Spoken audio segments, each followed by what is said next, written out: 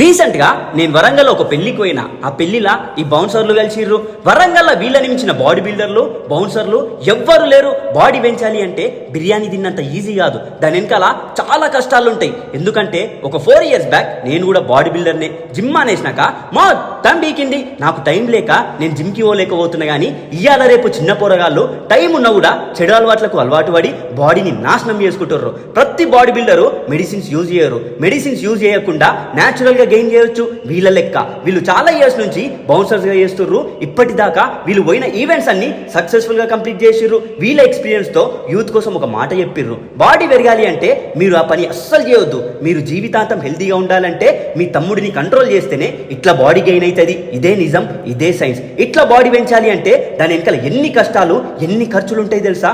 ఒక 2 నిమిషాలు కకృతి పడి ఆ పని చేసినావు అనుకో, నువ్వు ఎంత వర్కౌట్ చేసినా సరే మొత్తం బీక్తది. చెప్పడం నా ధర్మం.